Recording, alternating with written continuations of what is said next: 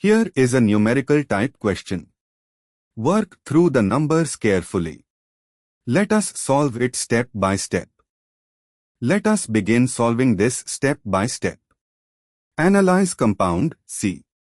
Compound C is 1,1-methylethylidene, 3-methylcyclohexane, more precisely it is ethylidene, cyclohexane with a methyl substituent at C3.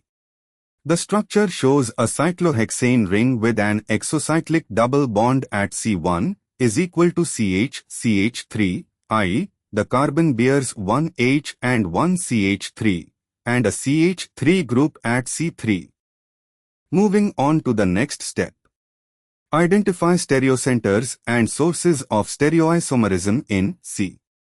The exocyclic double bond C1 is equal to CH-CH3. This is a trisubstituted alkene.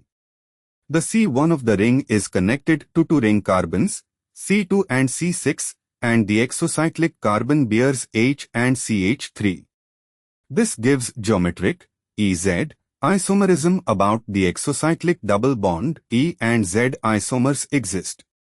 C3 of the ring bears CH3, H, and two different ring segments, since C1 has the exocyclic double bond making C2 side different from C4 side. C3 is a stereocenter, giving R and S configurations.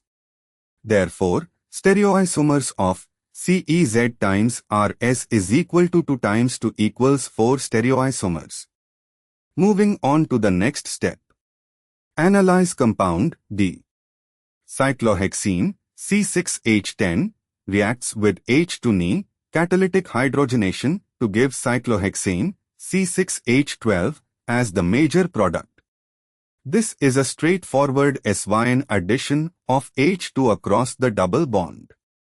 And for the final step, calculate degree of unsaturation, DU, of D. Cyclohexane has molecular formula C6H12.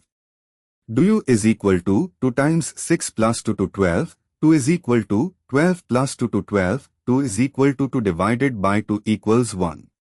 The ring itself accounts for 1 degree of unsaturation. Calculate the sum. Number of stereoisomers of C is equal to 4. Degree of unsaturation of D is equal to 1. Sum is equal to 4 plus 1 equals 5. Therefore, the correct answer is 5. Therefore, the correct answer is 5.